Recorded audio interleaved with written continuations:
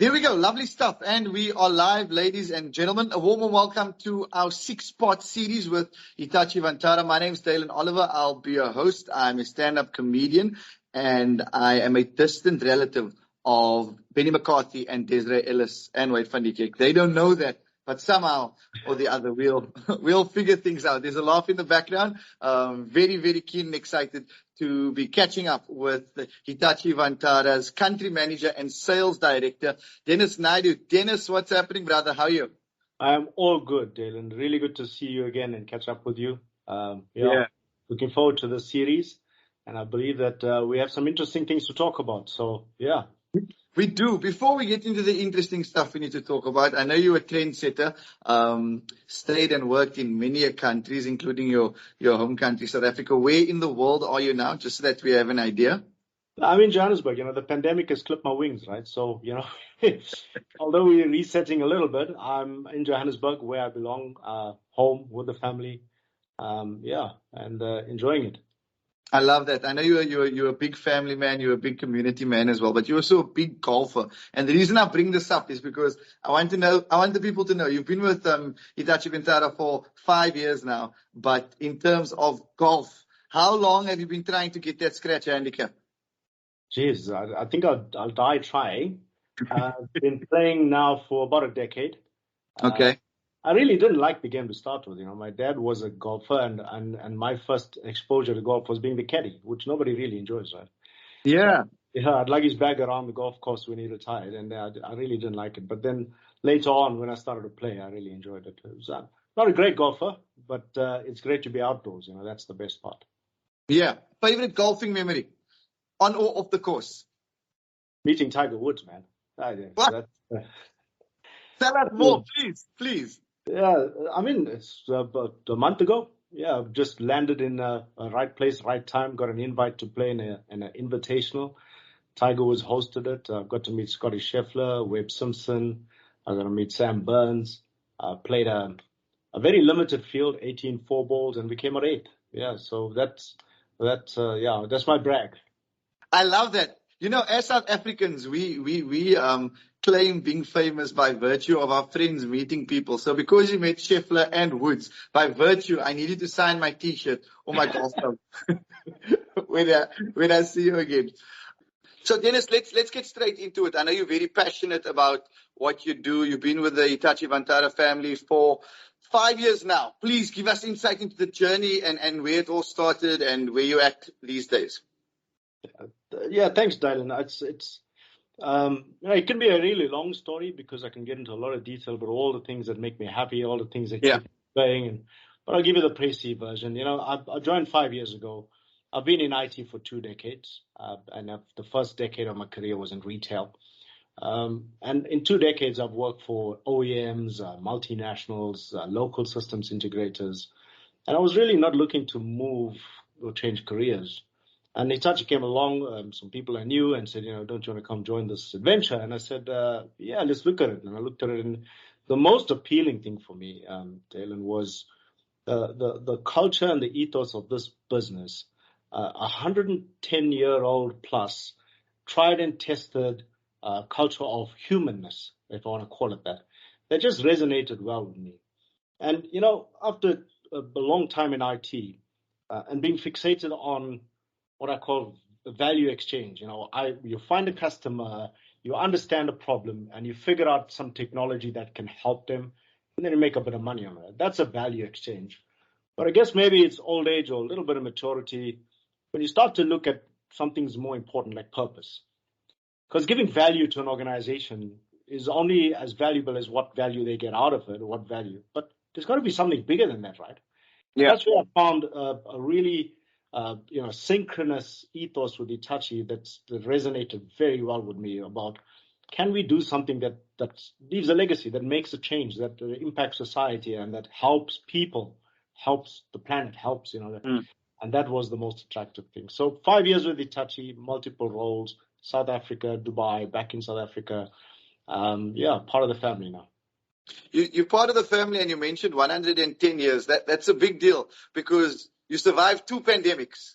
And not a lot of companies can say that. You know what I mean? And now you're heading into the, let's call it, post-new normal era with this fantastic ethos and philosophy of powering good. Give us some more insight into that and the reasons for it.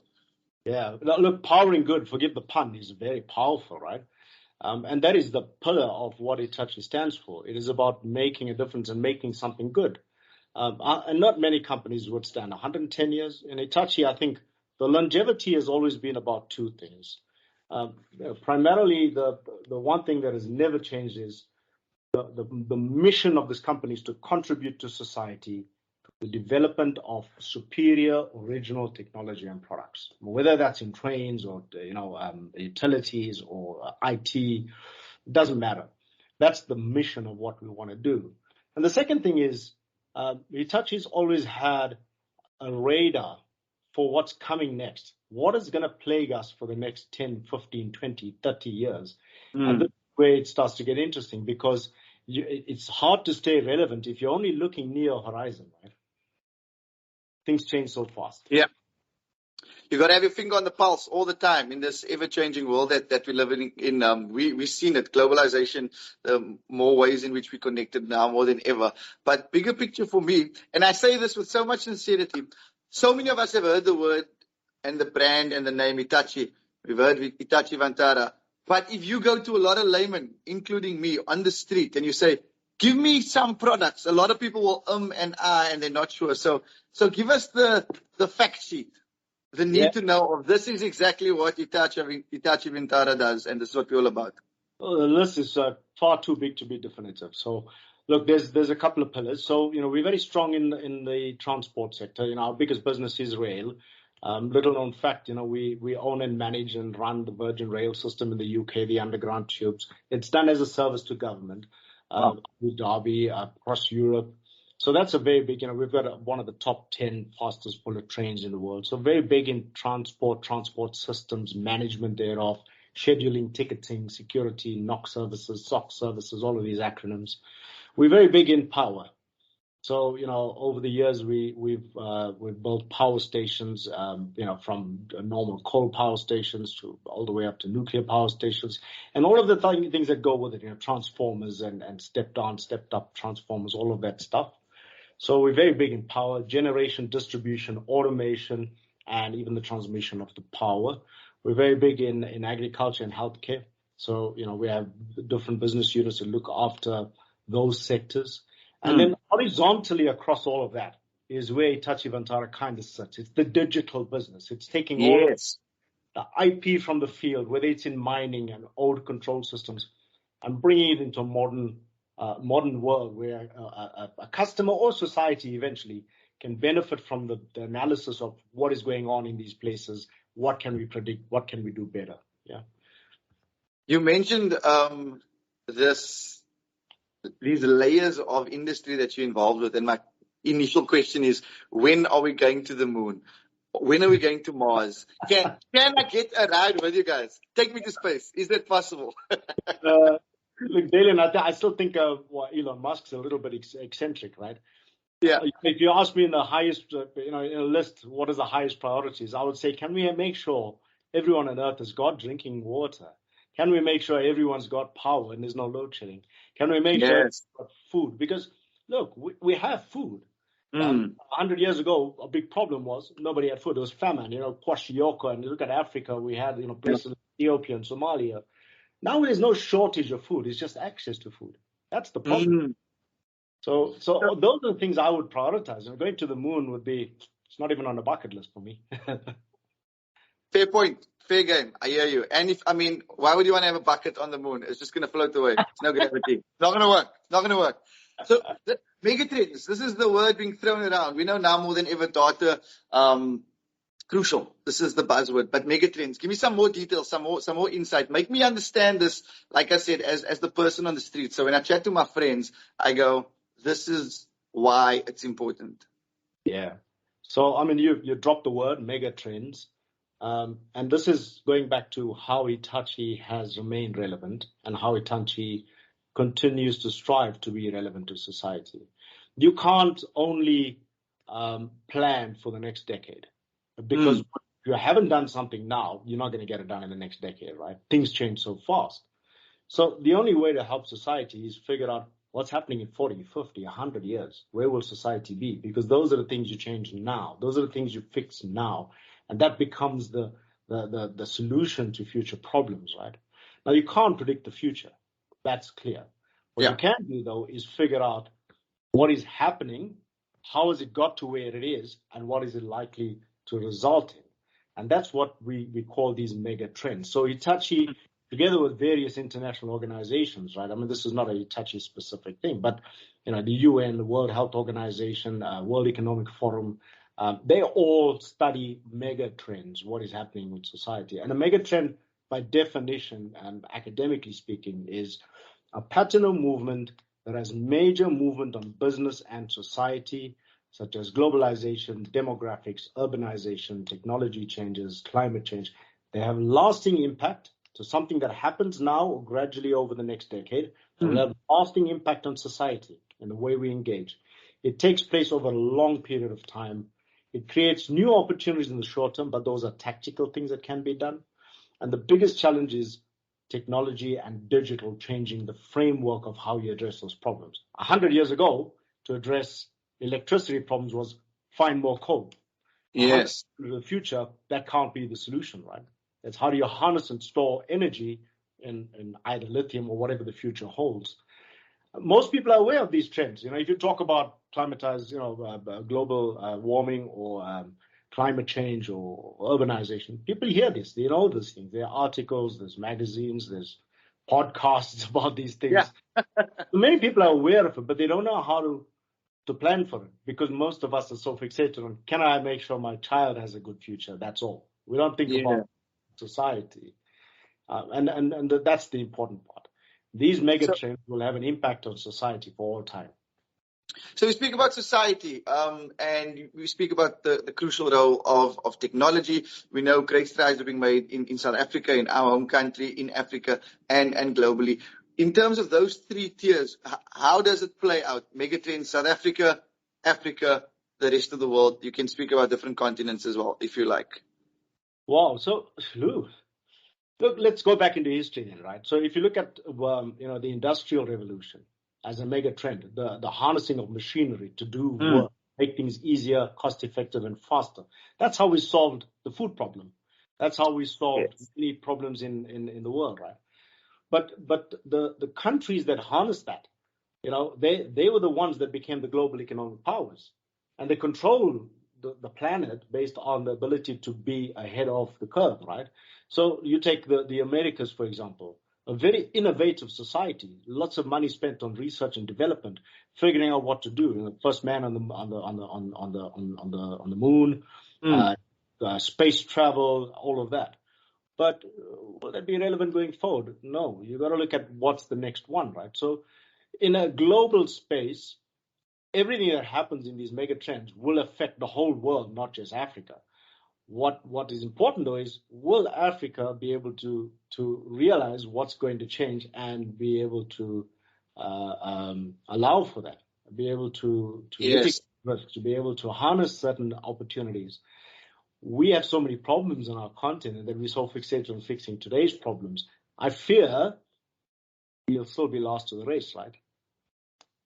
I hear you. So if we had to identify specific megatrends that are crucial in a post-COVID state globally, give me like the top three or a handful that we're focusing on now to make sure that we're winning going forward.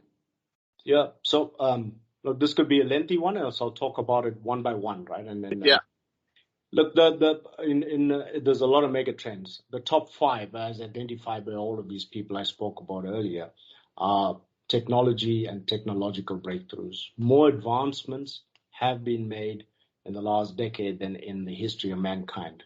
Okay, storing data has just become a commodity. Managing data, managing just connectivity. It wasn't long ago where you had to own a landline phone. 30 years later, everyone's got a mobile phone. Access to information is pervasive. So the amount of data created in one day is 1.5 exabytes of data, and that's 1.5 with 18 zeros. And to kind of give you an idea of what the quantum is, you would, if one byte was a kilometer, you would go to the moon and back 3.4 million times. That's the amount of data created in one day. Gee, that's a lot. We are living on our phones and our laptops. No one could have predicted this. This is a Well, lot. it's even worse, Dalin, because you think that we're creating that data because we're on our phones and we're on our devices. Yeah. We're creating this data. In 2017, for the first time, machine-created data exceeded human-created data. So these are machines talking to itself, right? Yes. There's a vending machine sending a signal to the warehouse saying, I'm running out of stock. No human intervention. Does this mean the robots are taking over? Oh, must we be worried? Do we need to be scared? I don't even need to be worried. I think the point of this kind of podcast and talking about these topics is let's be aware, right? We need to be aware, not worried. Because if you're aware of something, you know how to work with it, right? So technological advances, now not just in the field of IT. Let's forget about IT for a second. Mining today is different from what it was, a labor-intensive kind of thing 100 years ago. Today, it's machinery that does it, right? Drones have taken over from surveying, testing water, surveillance, crop. That's all machinery now. That's technology. Previously you'd have to hire a guy to jump in a plane to fly over something, and there's a cartographer, drawing the map. Right? Yes. These are all being done with satellite images. So technology has changed things like that. Technology has changed medicine.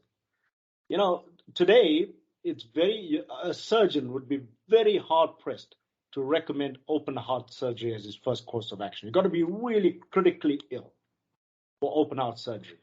In a life and death situation, literally. Today, what 50 years ago, that was the norm. Today, it's stents. It's microscopes and it's devices that go into your body and fixes the valves and all of these wonderful things. And the most amazing thing is when the world of technology eventually collides with the world of biology and bionic human beings and bionic devices and nanobots and all of that's coming. Technology is just, you think we smart now and we've got lots of devices. I'll give it another 20 years time, and then you see your kids are going to be laughing at you, Dalin. I'm gonna be a fossil. I mean, we've already got vehicles parking themselves. You don't have to drive them. You're just gonna be able to chill in your living room and do everything, which you can already do. So, okay, so let's break it down, because with these megatrends, with all this progress, obviously finance plays a big part. So my mind goes, okay, we've got certain superpowers in terms of finance globally. Those who are at the top of the food chain are going to be in a more advantageous space, especially with investment back into the country, et cetera, et cetera. So globally, what does that economic power look like? And again, Africa, where do we find ourselves in this space? Yeah, interesting question. So this is another big mega trend, right? Is a shift in global economic power. Now, the dollar is the standard, the gold is the standard, and also the fact that the Americas and the Western Europeans have made most of the innovation in terms of R&D and controlling the way society works. That's where the economic power lies: the buying power, the spending power, and the control of our economic systems, right? And that's been the default kind of situation for decades, for 100 years. But gradually things are changing, right? So global economic power is shifting to the east. If you look at India, coincidentally, we've got an Indian prime minister in the UK, right? And from being colonized to becoming the head of state. So things are changing. India is a superpower. Most of Silicon Valley is run by Indians. The MD of Hitachi Vantara is an Indian of Indian origin. Microsoft, these are all big companies. Google, these are all big, players. They're run by Indians. But India in itself has become an IT hub. The IIT turns out, academics and professionals at a rate that you cannot even believe. And they have a labor force to match it. They have the quantity and the quality. They can deliver services and technology across the globe faster, quicker, and more agile than everybody else at a better price point, which means economic power is moving to India. They don't even have to sell to the rest of the world. They've got 1.4 billion consumers themselves. So, and then China. China has always been very strong in manufacturing, and as a result, they've got a footprint across the globe in consumer goods, in manufacturing, in plant, in the utilities, and you just look at the cars and the vehicles coming up now, even in South Africa. Africa at one stage in South Africa, we built, I think it was 1 or 2 of our own models. Now we manufacture for these global Chinese brands, and they're taking the market like you cannot believe, right? I mean, it's not uncommon to drive past a Haval and a Cherry and all those cars. 10 years ago, you never saw them. Economic power shifting to the east in the short term. Why do I say short term, medium term? Because eventually, economic power will reside with big corporations. And that's a trend that's worrisome, because it will be those that control the world economy, and those that have not will be just the servants, right? The outlook, but that changes the way you engage with society. Do you want to be relevant? Then, what do you have control of? So global economic power will shift, away from Western Europe and the US towards the East, but ultimately it will reside in big data companies. Actually, the Googles of the world will own economic power. You can see what Elon Musk does, and he wants to buy Twitter. Why does he want to buy Twitter? Power. Yeah, that's what it's all about. And this is always the question I'm asking myself: where's South Africa in all of this? Are we winning? Are we in a good space? Are we progressing? Are we making sure that we're staying on top of things, and if not ahead of the curve, on the curve? There are areas of excellence in South Africa. I mean, South Africa has always turned out professionals in all fields, right? Even in the arts and even in comedy, like yourself, the Trevor Noahs and famous guys. We've turned out really good talent in our country. One thing we're not short of is good talent. That's for sure. Stand up. If you look at even across the globe, we have become somewhat of a hub for low-cost IP, to be able to deliver services across. One of our big partners, actually, is the Center of Excellence for Europe, Middle East, and Africa, is based out of Cape Town. You look at even the big guys like AWS, Amazon, setting up big shop in Cape Town. So we've always turned out good talent. I think where we fall behind is investment in the R&D. There was a time when when Denel was the standard, and we turned out, we equipped armies across the globe. Aircraft, CSIR, we did good work, So it's sad, Africa and South Africa in particular. Some good spaces, we've got a good thing. We, for most of the major auto brands, we manufacture right-hand drive vehicles for Mercedes-Benz, BMW, Nissan, Toyota, Mazda. These all big manufacturing plants here. And then, of course, our primary industries, mining and commodity.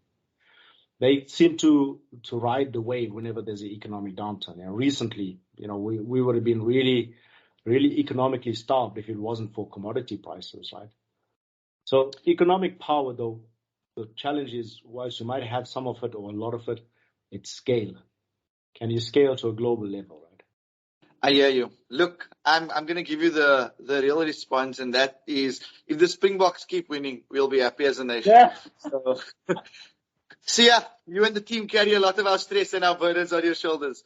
But Dennis, what I'm seeing is this little ripple effect, because we're going from your megatrends, and then you slowly but surely moving into your global economic powers, and then as a result, you're going to have rapid urbanization, and there's going to be demographic shifts as well. Just give us more insight into this, and a bit more detail again to the person who's maybe not aware of the little ripple that it has, and the good that's coming from it. That's an interesting one. It's earlier I mentioned that people know about some of these trends. It's been around for a while. Urbanization has been around for a long time. Yeah. 20 years ago, we were all talking about smart town planning, smart cities. 50 years ago, they were talking about that. So this is not a new trend. It's a mega trend that is reaching its peak and will continue to be a problem. Rapid urbanization brings with it many, many problems, globally and in Africa. Let's talk about globally. It means that burden is being placed on too few geographic locations. And that becomes a challenge because you got to deliver services. You got to have drinking. Like I said earlier, can we give everyone drinking water? But when you've got an infrastructure that doesn't cater for that, globally, you think we have problems in South Africa with water shedding? That's a problem globally, right? It's not a new problem for the world. They're just acting on it a bit quicker than us. We're going to catch up a little bit. But bringing water to people, bringing transport systems. Now, bringing transport systems carries other problems because they place a burden on your emissions. So you start to pollute the world because you're bringing more cars. So you got to have smart transport systems. Then you have security and safety. You got to start thinking about how do you make sure all of these people can live a happy life? Can they walk about? Then you got to think about green spaces. Is there a park for these people? Then you got to think about education. All these children, because every couple that moves into a urban place, they're making 3 babies, right? Hopefully not more, right? Yeah. You got to cater for education for all of them across all the different age groups. You got to cater for policing. You got to cater for electricity and energy supplies. Now, with all of that comes people wanting more appliances, more devices. Then you have more power consumption. So rapid urbanization is something that is here for a long, long time. In another podcast, I'll go into more detail about urbanization and some of the things like, for example, what the Saudis are doing and what's being done in the Middle East and some Asia. Those are really exciting things to do. But it's only if you're able to see that mega trend and understand what it brings to society, you're able to plan for it. So that was like the third mega trend we were talking about. And then you touched on the fourth one, which is changing demographics. Okay. So changing demographics is the age groups and the, to use the term loosely, the ability for someone at a certain age to still be economically active or actually active in society and contribute to society. Yeah. Okay. I was going to say the TikTok generation, but they're contributing. I don't. Do you dance on the apps? Do you dance with your kids? Do you do the TikTok? I don't. I'm not a TikTok. Yeah. I'm 33, but that's how I know I'm old. I call it the TikTok. Anyway, back to business. Dalin, what do you think the average lifespan was in the 1950s of a human being?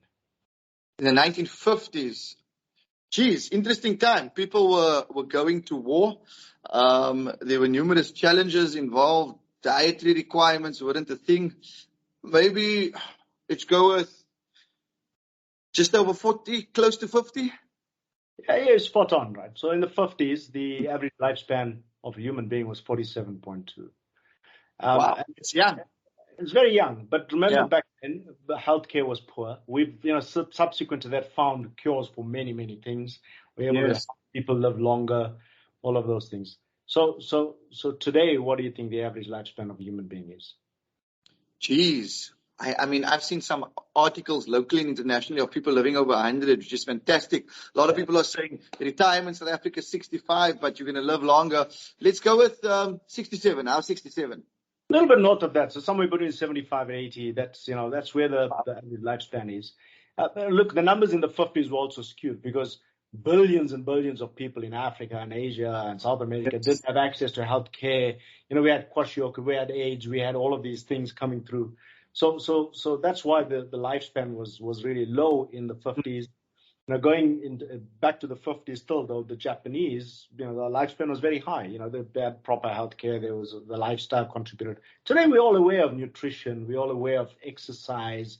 We're all aware of all of those things. So lifespan is now, almost double what it was then. So if the trend continues, which it will, because remember, when I spoke earlier about the worlds of biology and technology colliding, today when somebody loses their limbs, they can't function in their job for the most part if their job was manual. However, going forward, you stick on a bionic arm, okay, with a couple of nanobots, a bionic leg, right? I know I can see you smiling, and I know where you're going with this because you're wondering what other organs can be replaced or enhanced. Let's not go there. Every man's mind drifts, but no, I hear you. No, it's amazing what we can do. Yeah. So demographics are going to be a problem. When I say a problem, actuaries have their hands full, right? Because retirement age today is 65. And that was based on somebody, living a fruitful life till 75, 80. Yes. Somebody's going to live to 100. What's he going to do for for 50 years, Yeah. or 30 years. It's 10,000 steps every day. every day. 10,000 steps. Yeah, It's a lot. vitality and discovery would be happy, but that's. Listen, this is a problem because, currently my son's going to finish matric next year. He wants to be a mechanical engineer. And one of the things he said is he's going to have to compete with the guys in America and India and China because that's the global market now. And he wants to, he's going to have to compete for jobs with them. It's no longer about competing with his schoolmate or somebody at university. And I said to him, that's not your problem. Your problem is in 30 years' time or 10 years' time when you graduate, you're actually competing with your father for the same job. Wow. And in years to come, you'll compete with your grandfather. And the grandfather is probably more worthy to a business because he has not just the academic qualification, he's probably got the 50 years of experience as well.